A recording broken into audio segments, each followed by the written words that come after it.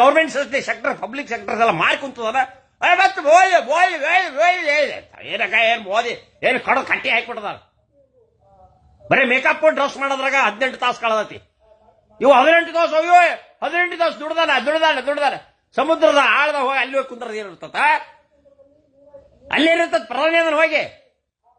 ಮಂಜುಗಡ್ಡೆ ಹೋಗಿ ಕುಂದ್ರದ ಏನಿರ್ತತಿ ಇಲ್ಲಿ ಬಂದು ಇಲ್ಲಿ ಯಾವ್ದೋ ಈ ನಾಗರಹೊಳೆ ಅಭಯಾರಣ್ಯದ ಬಂದು ಫೋಟೋ ಶೂಟ್ ಮಾಡ್ಕೊಂಡನ ಅದ್ರದ್ದು ಹೋಟ್ಲ ಉಳ್ಕೊಂಡು ಇನ್ನು 3 ಕೋಟಿ ರೂಪಾಯಿ ಉದ್ರಿ ಹೇಳಿದಾರ ಯಾರು ಕೊಡ್ಬೇಕು 6 ಕೋಟಿ ರೂಪಾಯಿ ಖರ್ಚಾಗೈತೆ ಒಂದ್ ದಿವ್ಸ ಬಂದದ್ದು ಅದೇ 6 ಕೋಟಿ ರೂಪಾಯಿ ಜನಕ್ಕೆ ಕೊಟ್ಟಿದ್ರ ಬಡವರಿಗೆ ಸಾಲ ಮನ್ನಾ ಮಾಡಿದ್ರೆ 6 ಕೋಟಿ ರೂಪಾಯಿ ಕರ್ನಾಟಕ ರೈತರಿಗೆ ಸಾಲ ಮನ್ನಾ ಕೊಟ್ಟಿದ್ರೆ